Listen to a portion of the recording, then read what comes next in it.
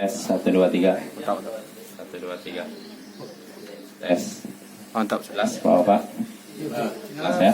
Langsung Ustaz. Mulai ya. Assalamualaikum warahmatullahi wabarakatuh. Waalaikumsalam. Alhamdulillahil aliyil arfaqi wa jami'il asya'i wal mufarriqi din ni'amil wasi'atil wazirah wal hikamil bahiratil kathirah. Thumma salatu ma'a salamin daimi ala rasulil khurasyil khatami wa alihi wa sahbihil abrar al haizi maratibil fakhar. Amma ba'd. Ayyuhal ikhwah wal akhwat, a'azzani wa a'azzakumullah. Saudara-saudariku yang semoga dimuliakan oleh Allah, kita bertemu kembali di malam Kamis dalam rangka mengkaji hadis-hadis dari Nabi kita yang disusun dalam kitab Arba'una Haditsan fit Tarbiyati wal Manhaj karya Syekh Dr. Abdul Aziz As-Sadhan hafizahullahu taala. Ya, pada pertemuan sebelumnya kita masih di hadis yang ke-19. Hadis dari Abu Kabsyah Al-Anmari. Ya, hadisnya sudah kita bahas, nggak perlu kita ulang lagi. Yang sudah kita bahas faidah dari hadis tersebut, yaitu sabda Nabi SAW, ada 3 perkara yang aku bersumpah untuknya, tidak berkurang harta seorang hamba karena sedekah, dan tidaklah seorang hamba dizalimi, dianiaya, lalu dia bersabar, kecuali Allah menambahkan untuknya kemuliaan. Dan tidaklah seorang hamba membuka pintu meminta-minta, kecuali Allah bukakan untuknya pintu kemiskinan. Nah, lalu Nabi SAW bersabda, wa uhadditsukum haditsan fahfadhu, dan aku sampaikan kepada kalian suatu perkataan maka hafalkanlah. Kita sampai sini ya? Iya, Ustaz. Ya, sebelumnya udah kan? Yang terakhir itu kita kalau tidak salah, tidaklah seorang hamba membuka pintu meminta-minta kecuali Allah bukakan untuknya pintu kehinaan, pintu kemiskinan, pintu kefakiran. Ini yang kita bahas terakhir. Pas itu ya. Iya, Ustaz. Ya, dari situ faidahnya jelas bahwa di sini disebutkan oleh Syekh, kesimpulannya bahwasanya tidak bersabar tatkala mendapatkan kesulitan lalu menginginkan apa yang di tangan orang lain, ini termasuk sebab kehinaan, baik secara konkret, nyata maupun abstrak, maknawi. Jadi tidak bersabar menghadapi kesulitan lalu mengharapkan apa yang ada di tangan orang, maksudnya mengharapkan kekayaan orang lain, ini termasuk sebab kehinaan, baik yang nampak maupun tersembunyi. Betul? Ya, ketika kita tidak bersabar menghadapi kesulitan, kalau kita mengangan-angankan kekayaan orang lain, bahkan sampai begini, nah ini bikin kita hina. Lalu di sini Syekh menyebutkan terakhir bahwasanya orang yang paling pantas menjauhi sikap meminta-minta kepada penguasa maupun selain penguasa adalah orang yang berilmu, yaitu ulama, ustadz, buya atau semacamnya. Harusnya seorang ustadz, buya dan semacamnya adalah orang yang paling jauh pantang meminta-minta, baik kepada penguasa maupun selain penguasa. Kenapa? Karena di dalam meminta, karena tatkala seorang berilmu meminta kepada mereka, itu akan menyebabkan kehinaan, kekurangan dan kehinaan pada diri mereka, dan akan mempengaruhi dakwah mereka. Dakwahnya jadi lemah, baik di hadapan orang yang mereka minta maupun kepada orang lain. Ini sudah kita bahas Bapak ya. Jadi meminta-minta itu memang suatu kehinaan, hendaknya kita jauhi ya. Dan Nabi SAW hanya memberikan rukhsah, keringanan meminta-minta bagi 3 orang saja. Dalam hadis dalam Sahih Bukhari atau Sahih Muslim dari Qabisah binti Al-Bukhari, Nabi SAW sabda, ya Qabisah, innal mas'alata la tahillu illa li ahadi thalathah, bahwasanya meminta-minta tidak dihalalkan kecuali bagi salah satu dari 3 orang. Salah satu dari 3 orang. Jadi selain 3 orang ini tidak boleh. Cuma 3 saja. Rajulun tahammala fahamalatan, pertama orang yang menanggung beban hutang untuk kaum muslimin, yaitu orang yang misalkan dia menanggung beban hutang dalam rangka mendamaikan kaum muslimin atau mengurus kemaslahatan kaum muslimin, dia hutang. maka orang seperti ini fahallat lahul mas'alah. Dia boleh meminta hatta sampai mencukupi. Artinya dia minta kesini-sini untuk mencukupi menutupi hutang. Karena bapak-bapak ngurus mendamaikan kaum muslimin butuh biaya tidak? Betul. Mengurus kemaslahatan kaum muslimin, mengurus suatu pesantren atau mengurus suatu urusan umat ini kan butuh biaya kan? Ya. Nah, maka kalau dalam hal ini minta seseorang, maka diperbolehkan sampai mencukupi, tidak selama-lamanya. Nah, ini yang pertama. Lalu kedua, rajulun asabat hujaihah hatta jtahat malahu. Yang kedua yaitu orang yang mengalami bencana, mengalami musibah sehingga ludeslah hartanya. Fahallat lahul mas'alatu, maka dia dibolehkan meminta hatta yusiba qiwaman min aish, sampai dia bisa mendapatkan penghasilan yang mencukupi. Jadi kalau orang hartanya ludes, rumahnya kena banjir sehingga habis, seluruh kekayaannya habis, ininya rumah habis, mobilnya habis, motornya habis, ini kan benar-benar nol kan. Maka yang seperti ini boleh minta sampai dia punya penghasilan yang mencukupi dia, tumayumsik, lalu tahan, tidak lagi minta. Lalu yang ketiga, rajulun asabatu faqatun. Yang ketiga yaitu seorang yang mengalami kemiskinan. Hatta yaqula thalathatun min dawil hija laqad asabat fulan faqatun fahallat lahul mas'alah. Yaitu orang ketiga, orang yang mengalami kemiskinan, sampai-sampai 3 orang yang bijak di tengah kaumnya bersaksi si fulan benar-benar miskin. 3 orang. Jadi kalau ada orang yang bijak, artinya bukan orang yang punya kelainan mental. Kalau orang punya kelainan mental tidak berhak bersaksi. Orang yang bersaksi harus orang yang bijak, artinya dia berakal, bukan berakal, istilahnya memiliki pandangan yang bisa diajak musyawarah gitu loh. Nah, orang seperti ini kalau ada 3 orang bersaksi bahwa fulan itu miskin, maka orang tersebut boleh meminta hatta yusiba qiwaman min aish, sampai dia mendapatkan penghasilan yang mencukupi kebutuhannya. Fama siwahunna minal mas'alati yaqabisah suhtun yakuluha sahibuha suhtan. Adapun selain 3 orang ini, wahai qabisah, kata Nabi, maka meminta-minta hukumnya haram, dan harta yang didapatkan pun itu haram. Jadi meminta-minta sekali lagi hanya untuk orang-orang tertentu saja. Ya tadi bayangannya orang pertama yang nanggung beban kaum muslimin. Ya, dia menanggung beban banyak, boleh minta sampai mencukupi, tidak seterusnya. Begitu juga orang yang kena musibah, seluruh hartanya ludes, dia juga boleh minta-minta sampai dapat penghasilan yang mencukupi.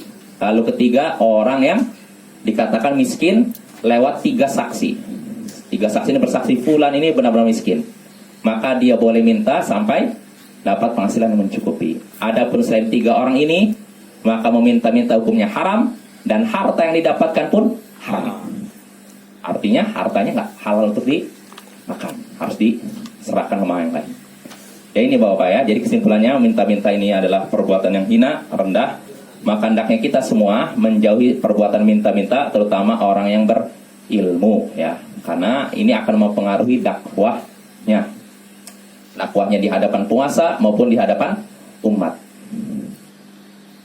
Jelas Bapak? Jadi jangan sampai orang berilmu malah memanfaatkan posisinya untuk mencari duit dengan alasan sedekah atau alasan semacamnya. Ada seperti itu.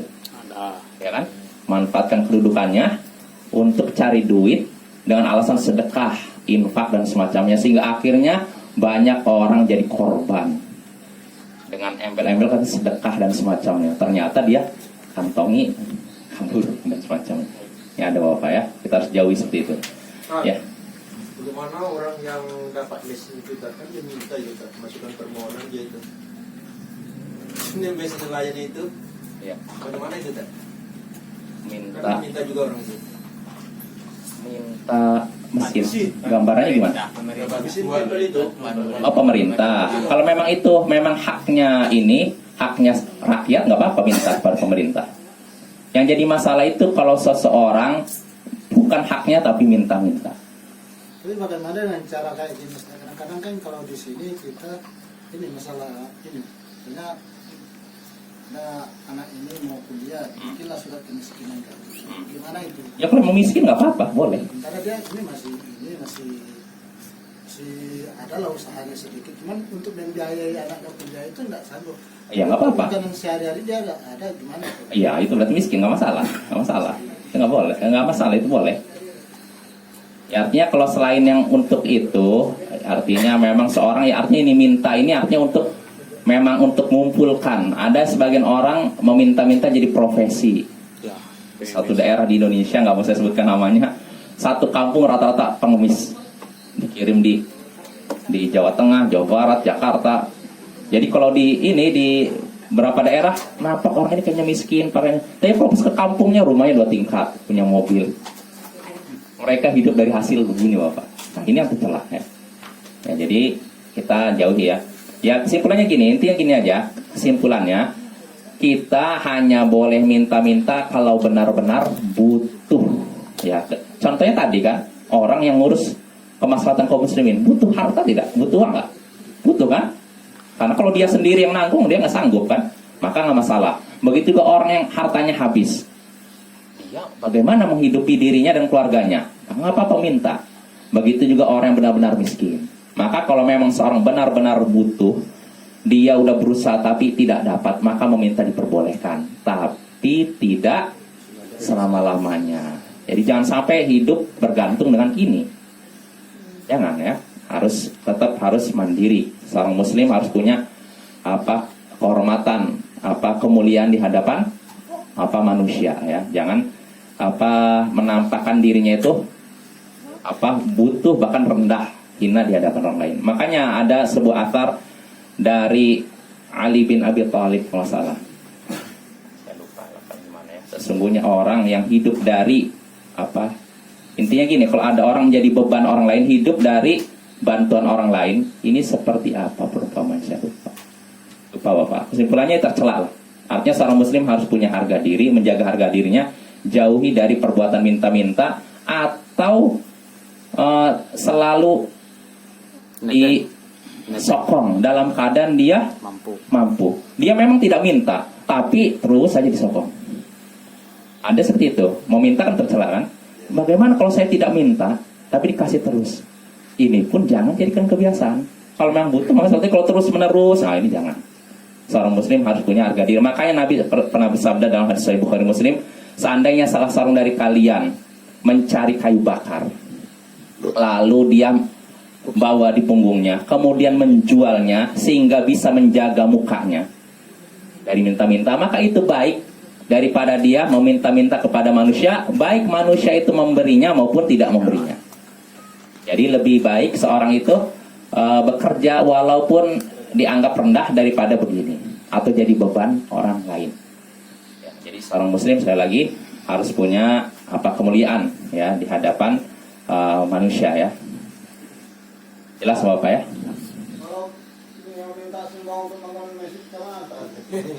Kalau itu nggak masalah. Kalau memang itu untuk itu termasuk yang pertama, insya Allah itu kemaslahatan kaum muslimin.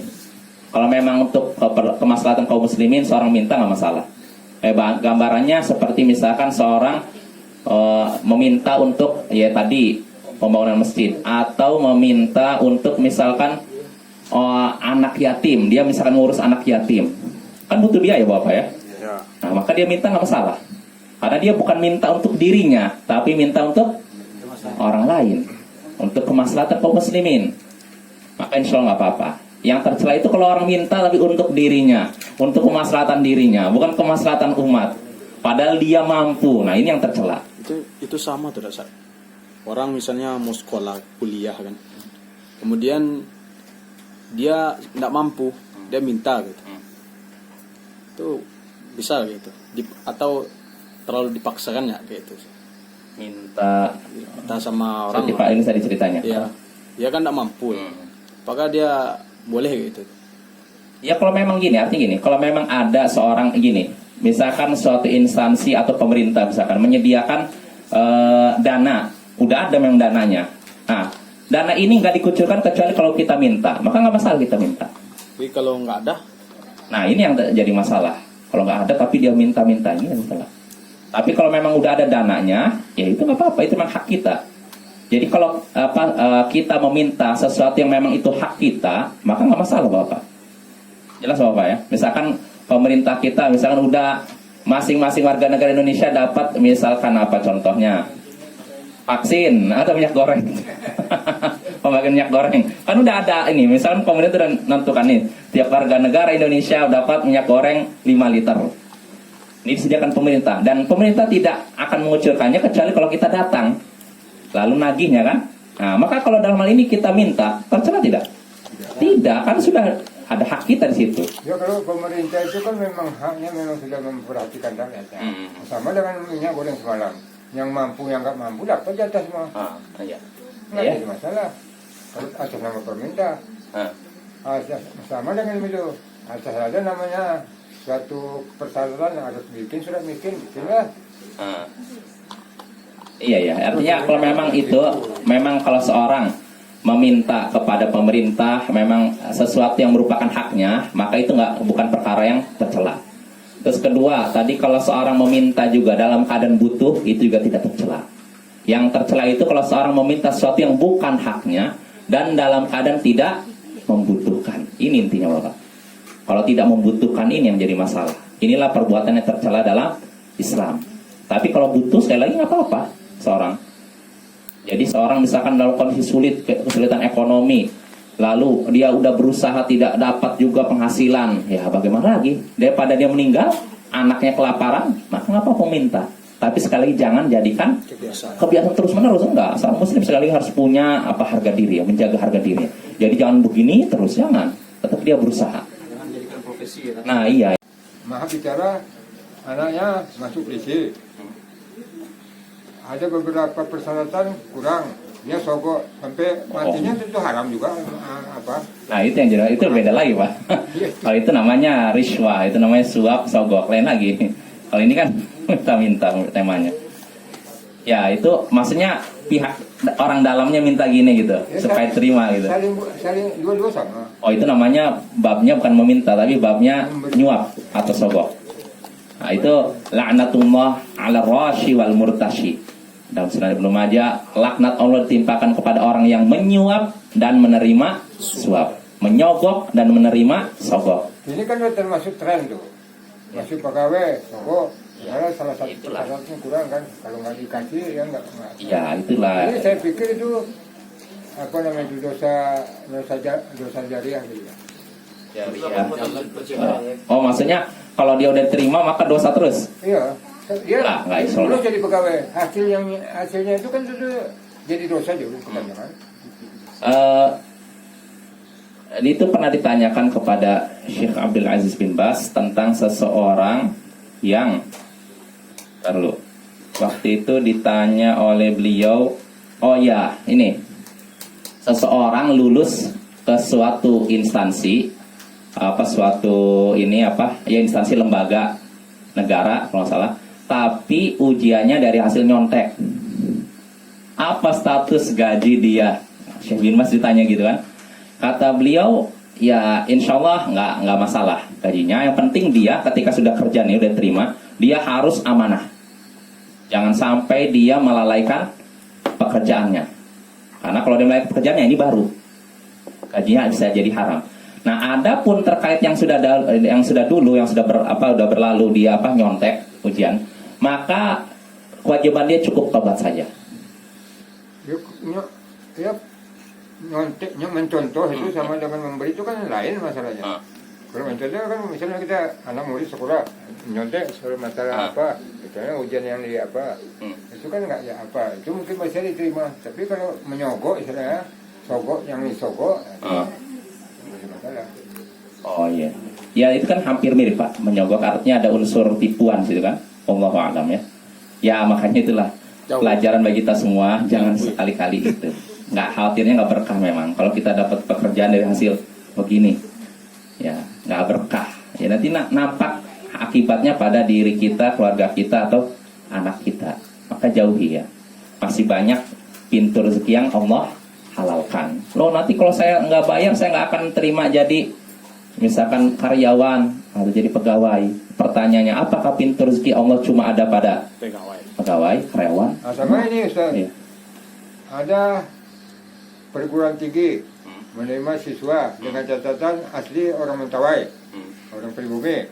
Tahu-tahu dia tipu. Oh, itu nggak boleh. Ya, haram. Iya. Kan banyak juga di sini. Gitu ya. Yang penting kita sudah tahu coba. Ya itu nggak boleh, itu nggak boleh itu. Iya, nggak boleh seorang muslim. Makanya Nabi SAW dalam Sahih Muslim suatu hari beliau berjalan di pasar. Ada seorang pedagang makanan. Lalu Nabi, makanan kan ditumpukan. Nabi megang bawahnya, kok basah? Apa ini? Katanya asobatus sama. Ini kena hujan wahai Rasulullah. Jadi yang basah taruh di bawah, yang kering di atas. Maka kata Nabi, man wasyana falaysa minni. Siapa yang menipu, maka bukan termasuk golongan kami. Artinya dosa besar. Jadi kita nggak boleh menipu. Tampakkan kenapa nggak ditaruh di atas biar tahu, oh ini basah, ini enggak. Artinya menipu itu perbuatan yang diharamkan dalam Islam. Nggak berkah Bapak. Kalau kita dapat pekerjaan, dapat keuntungan dari hasil menipu. Ini dalam masalah pekerjaan maupun jual beli. Ya mungkin sebagian orang ada yang supaya dapat untung timbangannya diatur. Nah, ini juga hati-hati. Ini termasuk kita mengalami kekeringan diantaranya, rezeki sulit diantaranya karena itu curang dalam masalah timbangan. Dan banyak Bapak kejadian seperti ini. Ini kenapa bisa timbul seperti ini? Pertama, kurang ilmu, ya kan? Ya tidak. Kedua, kurang iman. Kalau iman seorang tinggi nggak akan dia menipu, karena dia tahu bahwa rezeki itu di tangan Allah. Fa inna ma 'indallahi la yunalu illa bi ta'atih. Karena sungguhnya apa yang ada di sisi Allah tidak bisa diraih kecuali dengan cara menaatinya. Apa yang di sisi Allah tidak bisa diraih kecuali dengan menaatinya. Pertanyaan, apa yang ada di sisi Allah? Semuanya. Rezeki, kesehatan. Maka kalau kita dapat rezeki, kesehatan dan semacamnya, kemuliaan dan semacamnya, maka hendaknya kita menaati Allah. Allah akan beri. Cuma yang berbicara iman sekali lagi. Kadang iman seorang lemah, kalau saya nggak gini saya nggak dapat untung, kan kayak gitu. Ya jelas Bapak ya. Biasanya banyak sekali. Kalau saya nggak ngasih uang ini, nanti saya nggak diterima ini, nanti saya gimana ngehidupi anak istri? Cuman kayak perdagangan tadi itu Sat. Misalnya kan kayak timbangan tadi itu. Dari sononya itu Sat udah kurang Sat. Iya. Jadi yang beli itu kan, saya kurangi lah. Jadi ke bawahnya saya kurangi. Jadi gitu. Jangan sampai seperti itu. Jujur. Insya Allah kalau orang jujur itu Allah berkahi. Makanya al-bay'an bil khiyar. Dua orang yang berjual beli dapat hak khiyar untuk membatalkan atau meneruskan perdagangan. Fa sadaqa bayyana burika lahuma fi bai'ihima. Kalau kedua-duanya jujur, si pembeli jujur, penjual jujur, dan dijelaskan, misalkan ada yang rusaknya nih, barang dagangan saya ada cacatnya. Kalau kedua-duanya jujur dan saling menjelaskan kekurangannya, maka akan diberkahilah keduanya. Yang beli akan diberkahi, yang menjual pun akan diberkahi.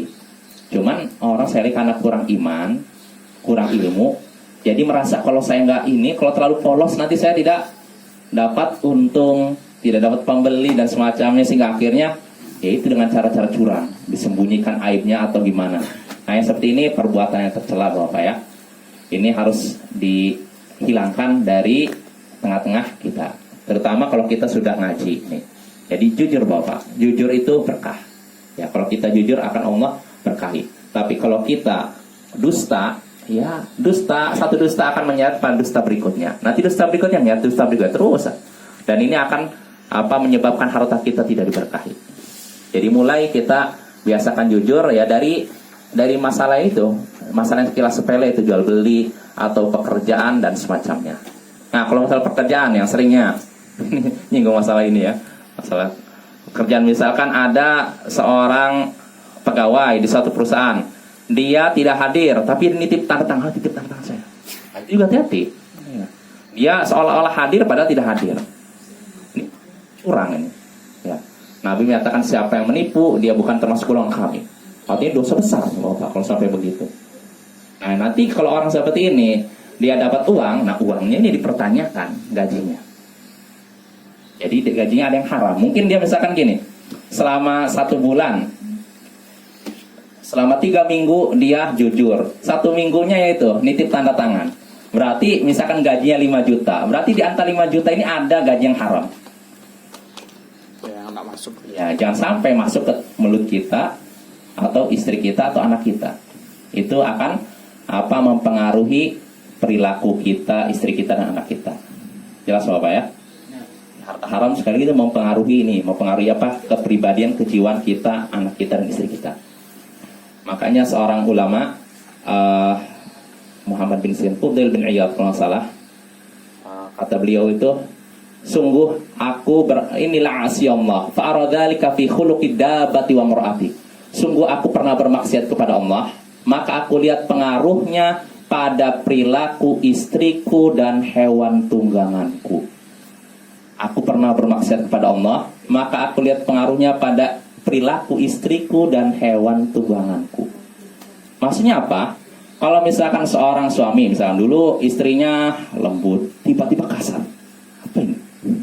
Punya hewan tunggangan, dulunya jinak, tiba-tiba jadi liar. Maka jangan langsung emosi. Harusnya berkaca, jangan ada dosa nggak saya ini? Karena dosa itu bisa mempengaruhi itu perilaku orang terdekat dengan kita. Jelas Bapak ya? Ya, jadi kita harus ya introspeksi. Kalau misalkan ada di antara anggota keluarga kita mungkin kok ini nggak bisa dikendalikan. Kenapa ini? Bisa jadi karena pengaruh dosa kita, baik yang kita ketahui maupun tidak kita ketahui. Ya, terutama itu masalah penghasilan haram, makanan haram itu. Dari hasil menipu, dari hasil menyogok dan semacamnya, ini berpengaruhi. Walaupun bisa sekilas kita ngelihat, oh hartanya enggak kok, dia asetnya terus bertambah, tapi keberkahannya hilang. Apa manfaatnya harta kita bertambah tapi keberkahannya hilang? Tetap nggak tenang hidup kita. Atau kelakuan misalkan orang terdekat kita seperti nggak bisa dikendalikan. Hartanya banyak tapi berantakan anak istri, kan bisa jadi gitu. Nah itu karena faktor itu makanan haram ya, dari penghasilan haram. Maka hendaknya kita perbaiki diri kita, jangan sampai terlambat baru kalau udah semuanya udah terjadi baru udah saya taubat. Jadi sebelum itu terjadi hendaknya kita ini perbaiki ya. Jelas Bapak? Masih ada kan? Lanjut ya. Ya udah, kita lanjut. Belum mulai sama sekali. Ya udah jelas Bapak ya, masalah meminta ya. Ya kesimpulannya sekali lagi itu aja lah, supaya jelas meminta ini diperbolehkan kalau memang kita membutuhkan. Ya kalau tidak membutuhkan nggak boleh. Ya. Lalu kedua, meminta juga boleh terutama kepada pemerintah kalau memang sesuatu itu hak kita. Oh itu hak kita, kita boleh minta. Tapi kalau bukan hak kita baru tidak boleh. Jelas Bapak? Kita lanjut ya. Itu masalah meminta. Lalu kita lanjut sabda Nabi SAW. Aku sampaikan kepada kalian suatu perkataan, maka hafalkanlah. Innamad dunya li arba'ati nafar. Sesungguhnya dunia itu milik 4 golongan. Nah, kata Syekh di sini, sabda Nabi tadi, sesungguhnya dunia itu milik 4 golongan. Fihi, dalam sabda Nabi ini terdapat keterangan, anna 'ala du'ati al-'inayata bi isalil ilmi lin-nasi bi awdahi uslub. Hendaknya seorang dai, orang-orang yang bergerak di bidang dakwah, memiliki perhatian untuk menyampaikan ilmu kepada orang-orang dengan cara yang paling jelas. Jadi kalau seorang dai punya ilmu, ingin menyampaikan kepada orang, hendaknya menyampaikan dengan cara yang paling jelas. Jangan dibikin bola rumit. Karena ada sebagian orang menyampaikan sesuatu muter-muter nggak jelas, aku bingung apa yang disampaikan. Jadi harus jelas, tegas. Nah, harus dengan cara yang sangat jelas. Contohnya apa? Syekh di sini menyebutkan kasti'malil adadi fil ma'dud, seperti menggunakan bilangan di ma'dud itu di bahasa Indonesia apa ya? Bilangan dan yang dibilang atau apa istilahnya? 4 buku, 4 bilangan. Bukunya apa namanya dalam bahasa Indonesia? Yang dibilang ya. Seperti contohnya apa? Dengan cara yang paling jelas, seperti menggunakan bilangan di yang dibilang ya. Tujuannya apa? Liyashula 'ala sami'in hifdzu ma yusma'u wa fahmu. Agar mudah bagi orang yang mendengar menghafalkan apa yang didengar dan juga memahaminya. Jadi kalau menggunakan, misalkan Nabi nyatakan, aku akan menyampaikan kepada kalian suatu perkataan, hafalkan enggak? Sesungguhnya dunia itu milik 4 orang. 4 orang. Mudah dihafal tidak Bapak? Dah. Mudah dipahami tidak? 4 orang. Oh, cuma 4 orang. Nah, ini tujuannya. Jadi Nabi sering menggunakan seperti itu. Contohnya Nabi pernah bersabda dalam Sahih Bukhari Muslim, sab'atun yudhilluhumullahu fi dhillih yauma la dhilla illa dhilluh. Ada 7 golongan yang akan dinaungi oleh Allah pada hari di mana tidak ada naungan kecuali Allah. Di antara siapa? Al-imamul adil, pemimpin yang adil. Lalu seterusnya. Nabi sering menggunakan itu. Perkataan menggunakan bilangan. Metode angka. Metode angka istilahnya. Kan ini mudah dihafalkan Bapak ya. Ya kan? Salatun man kunna fihi wajada bihinna halawatal iman. Ada 3 perkara yang jika ada pada diri seseorang, niscaya dia merasakan manisnya iman. Nih, Nabi menyebutkan bilangan. Jadi sekali lagi bagi siapa yang mengajar dakwah dan semacamnya, mengajarkan ilmu, terutama ilmu agama, hendaknya menggunakan cara yang paling jelas. Ya, contohnya tadi bilangan dan semacamnya, supaya apa? Mudah dihafal dan dipahami. Ya. Jelas Bapak-bapak?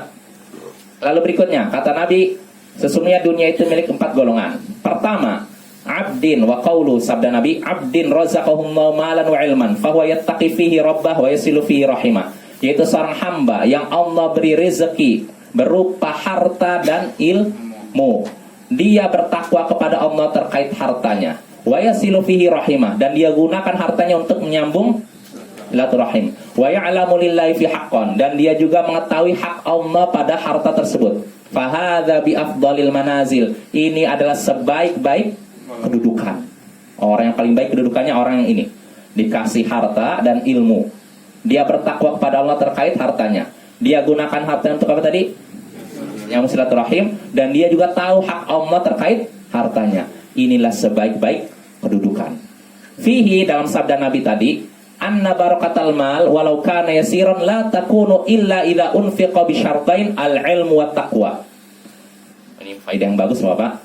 Bahwasanya berkah dari harta, keberkahan harta walaupun sedikit, itu tidak akan terjadi. Artinya kalau kita ingin harta kita berkah walaupun sedikit, itu tidak akan terjadi kecuali jika diinfakkan dengan 2 syarat. Pertama, ilmu dan bertakwa.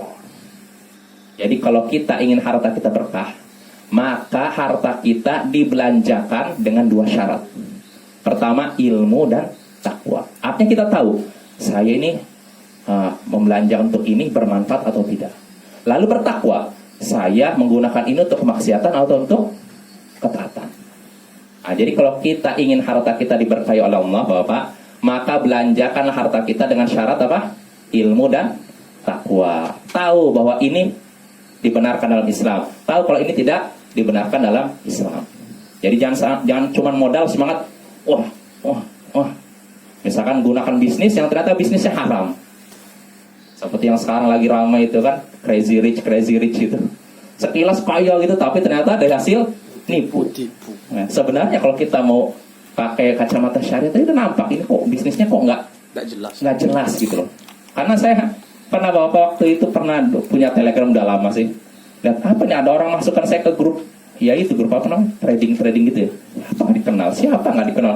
Katanya kalau ngirim transfer segini nanti langsung dapat 10 juta. Iya kayak gitu. Apa ini bisnis nggak jelas gini?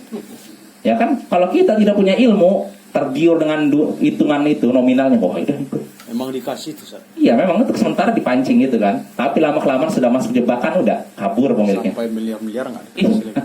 Itu apa ya? Jadi kalau kita ingin harta kita diberkahi, ya belanjakan harta kita dengan 2 syarat, ilmu dan takwa. Jelas Bapak?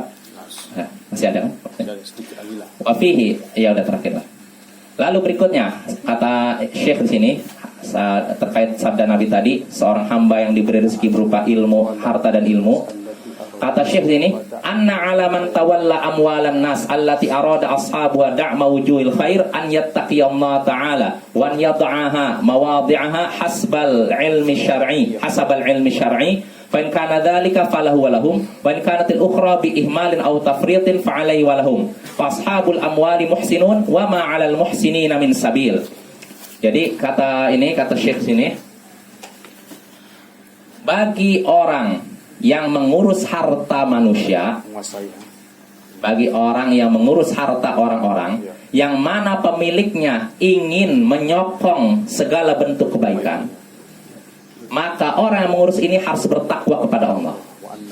Jadi begini Bapak, misalkan saya diberi amanah mengurus, kumpulkan Harta. uang dari orang-orang untuk misalkan untuk apa? Misalkan untuk pembangunan rumah tahfiz atau masjid kah, atau untuk santren kah, atau untuk apalah. Maka hendaknya orang yang mengurus harta tersebut bertakwa kepada Allah, wa an yad'aha fi mawadhi'iha, dan meletakkannya pada tempatnya sesuai dengan ilmu syariat. Nah, kalau dia benar-benar begitu, dia dapat amanah gitu, lalu benar-benar disalurkan sesuai tempatnya, sesuai dengan ilmu syariat, maka yang perbuatan tadi akan menjadi milik dia dan milik mereka. Pahalanya dia dapatkan, dan juga bagi orang yang Menitipkan. memberikan. Jelas Bapak ya? Ya misalnya nih, Ustaz nih, infak untuk ini. Nah, dapat infak banyak lah, saya salurkan untuk anak yatim, sebagian untuk masjid, sebagian untuk rumah tahfiz. Nah, kalau saya amanah, maka saya dapat pahala, mereka pun dapat pahala. Tapi kalau tidak itu, kalau bukan itu, tidak amanah, tidak bertakwa, biihmalin au tafrid, yaitu dengan menyanyiakannya, maka dia menanggung dosanya, sedangkan mereka dapat pahala. Dan orang-orang pemilik harta, mereka tetap dianggap berbuat baik, dan tidak ada dosa bagi orang yang berbuat baik. Artinya begini Bapak, kalau misalkan saya nih punya harta, saya nitip ke Pak Yunus untuk apa? Misalkan untuk infak, mu'alaf. Nah, ternyata disalahgunakan, misalkan ini contohnya. Maka yang dosa Pak Yunus, saya nggak dosa, karena niat saya untuk kebaikan, walaupun ternyata disalahgunakan. Ini kan seperti yang disebutkan oleh hadis, ada seorang yang memberikan infak di malam hari, Tepat anak. pergi di pagi hari, ternyata baru tahu yang dikasih ini ternyata seorang pezina. Orang berbicara, oh gimana nih ngasih sedekah sama seorang pezina. Nah, tapi bagaimana? Apakah dia tidak dapat pahala? Dapat pahala, ya, karena niatnya. Jelas Bapak ya? Kecuali yang akan terima uang lalu digunakan untuk maksiat, maka nggak boleh kita beri. Tapi kalau kita tidak tahu, dapat pahala, walaupun ternyata kenyataannya tidak sesuai dengan harapan kita. Jelas Bapak ya? Ya mungkin cukup ya. Berapa menit lagi? Udah lebih. Ya cukup ya. Insyaallah pada pertemuan berikutnya kita lanjutkan lagi pembahasan arba'una haditsan fit tarbiyah wal hajj. Alhamdulillah, asyhadu an la ilaha illa anta